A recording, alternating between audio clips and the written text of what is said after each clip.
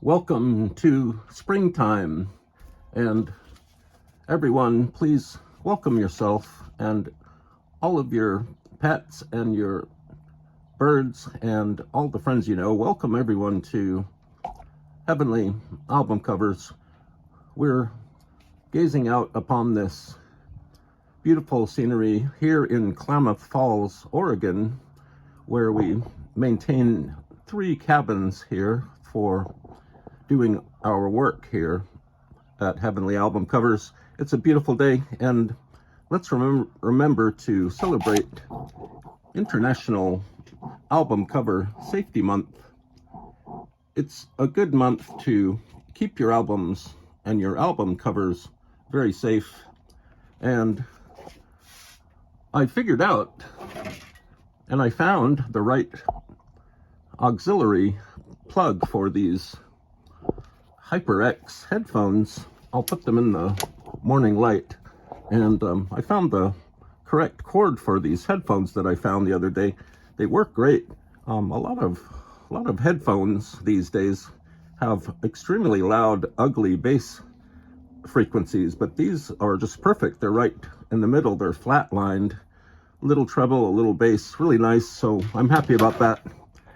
Our friend who lives up north in Gold Country, in the uppermost region of Oregon, sent us these stickers. He works at a hardware store up there, and these are all like hardware oriented stickers.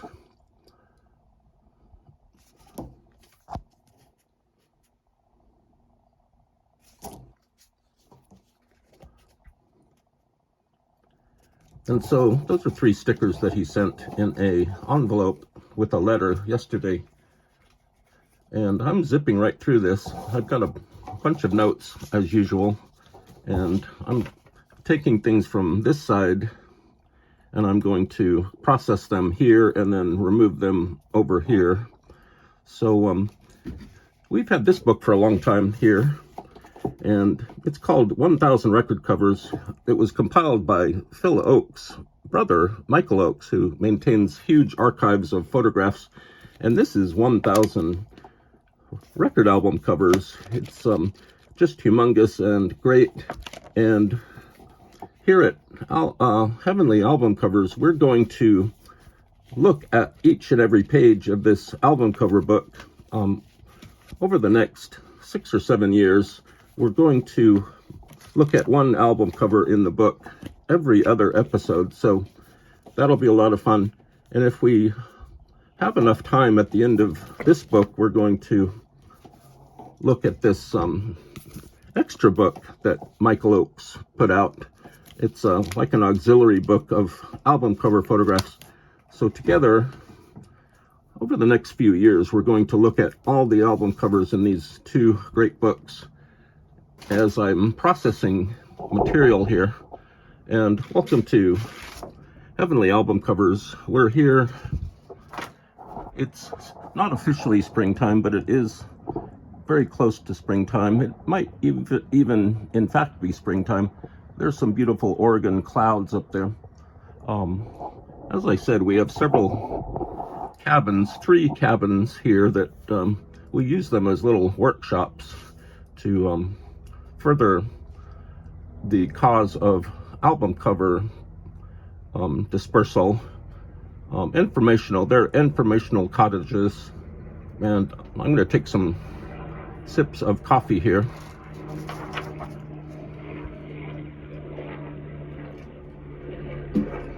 There's a helicopter going over one of our cabins over there. Helicopters are very rare in this part of Oregon. And so let's get to one of our main features this morning. It's pretty exciting news. I just read about it in a magazine, a very small, it wasn't an article, but it was a letter to an editor which mentioned this new aspect of what's it called? Artificial intelligence. And this is the latest copy of Tape Op magazine, and this is really a good magazine. And so this small letter to an editor mentioned this thing called AAI-VR. It stands for audio AI visual recovery. And I've got all these notes. I'll have to refer to them quite often here because there's a lot of information to go through. Now, AAI-VR is a new technology. It's part of the standard AI technology, which is mostly to do with graphic arts and painterly and animated processing. AAI-VR deals with retrieving images and moving 3D images from audio recordings. And I just wanted to bring this to your attention as I wrote in my notes. In short, I'm going to move my hand so it's more interesting. In short, AAI-VR is a way to three-dimensionally reconstruct and recover three-dimensional images from old audio recordings, such as CDs, vinyl, tapes, and even good quality Edison cylinders or wire recordings. This AAI-VR is just mind-blowing. It's going to be revolutionary more than almost anything we've seen in the last few years. Now, here's how it works. By the way, we're going to cover this ABE Most album cover after we're done here in this first section of the episode. And so AAI-VR separates out elements from audio recordings, and it this process scans audio for three-dimensional aspects. The artificial intelligence, the AI, measures and collates human movements made during original audio recording sessions, and the AI can reconstruct, and it's a form of 3D printing, but it's three-dimensional. The artificial intelligence can reconstruct human forms from old audio recordings, and at this point they can construct little 3D, they're like holograms of small realistic models of musicians from the past and even from the present time. So for instance, you could take a audio recording from the Beatles' Let It Be sessions, and you could reconstruct an actual scene or scenes from these sessions in real life in miniature form. And also you could, for instance, you could take recordings by blues artist Robert Johnson, and you could actually see and feel and touch Robert Johnson in miniature form at this point as he recorded his music back in 1936 at the Gunter Hotel. And this is pretty mind-blowing stuff, and we are going to get to the ABE Most album cover here pretty soon. Now, this AAI-VR process, it works great with music recordings. It just extracts visual imagery from recording sessions and recordings. And let me go back to my original notes here. And I think I covered this already. The artificial intelligence, the AAI-VR, separates out elements from audio recordings. It isolates them and scans the audio for 3D aspects. The AI measures and collates these measurements. And in fact, individual musicians can be reconstructed and kinetically 3D modeled, such as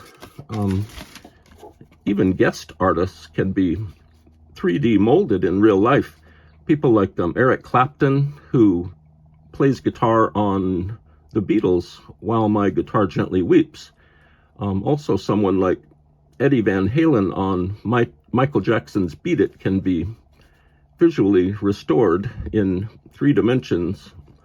A group like Run DMC, when they played with Aerosmith on their song Walk This Way, can be three-dimensionally recreated in miniature form. And also, David Bowie and Queen can be sitting there right on your desktop singing in their studio, because they did that song Under Pressure. So, in short, I always forget the acronym. I think it's AAI-VR. And this is a great way to use artificial intelligence. Artificial intelligence can often be very nefarious and horrible. It can be very dangerous. But this AAI-VR process will bring to life many of our favorite musicians from the past and even from the present. This means that we could interact with miniature real-life forms of people like Bono from U2, or even Mick Jagger, Keith Richards. Those types of musicians can be miniaturized by this AAI-VR. So I'm going to have a sip of coffee. We're going to get to Abe Most right now. This is Heavenly Album Covers.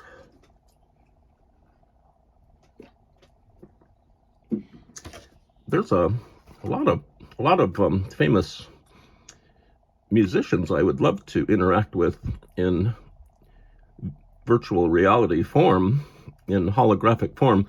Syd Barrett would be great, and Albert Eiler, the saxophone player, would be great. And here we have, I'm going to close the door so I can interact with this Abe Most album cover better. Abe Most, here's Abe Most. I'm going to start with the back first. This is a signed Abe Most album. It's to Jeff with warm wishes, Abe. And Abe is right here with his clarinet. He was a clarinet player, a woodwind player. And here's his group at the time this was recorded. And this is a kind of a swing, happy album, swing music album. Abe Most passed away in 2002. He lived a really long musical life and played with a lot of famous people. Like he played with Earth, Wind and Fire, Joni Mitchell, Randy Newman. He played with Henry Mancini, B.B. King, and Liza Minnelli and Peggy Lee. He really got around, Abe Most did. And here's the back of his album. Got a nice group photo here. I'm actually going to open the door a little bit so we have more light. It's springtime here in Oregon, Klamath Falls. Klamath Falls is known for its mountains and trees. And I found this Abe Most album at a garage sale down the street it was down the street, this garage sale, from one of our cabins up here in Klamath Falls. And I don't think the seller knew that this was signed, but here's Abe Most and his group. Some standard liner notes here, a lot of biographical information about Abe Most. And here's the cover. I'm going to put it up on our display pedestal here and put the lights there. And I'm going to get my pointer. Now, this cover is great. I was really pleased to see this. I had never seen this in real life. This image is quite striking. It reminds me of a Francis Bacon painting. Francis Bacon was a kind of a surrealist, kind of abstract artist who did swirly imagery like this, and Abe Most looks like he just came out of a Francis Bacon painting. The lettering on the side is really big. It's about 1 inch lettering going vertically on the side with a darker blue and white. Abe Most has a very pleasant, happy outlook on his face. He has kind of big ears.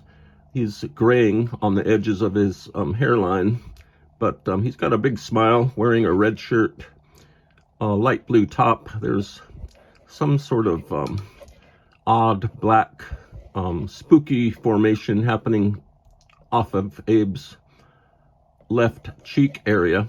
His hands are very playful and direct, and they are directed towards playing his clarinet. The lettering here at the very bottom is kind of lost. This album is called Swing Low, Sweet Clarinet. It's kind of a play on words, but the personnel listing is really nice, and his brother plays flute on this, Sam Most. And I'm going to see who actually did this painting, or the cover is by a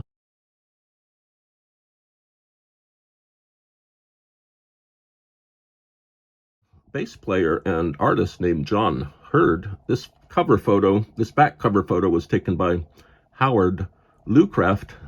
This was recorded in North Hollywood in 1984.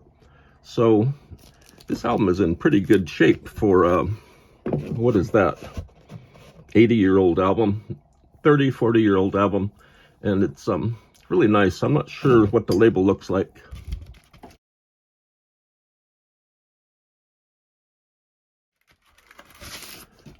Pretty standard. This looks like a custom label. I can't even see a record company on it. Oh, it's called Camaro Records, like the car.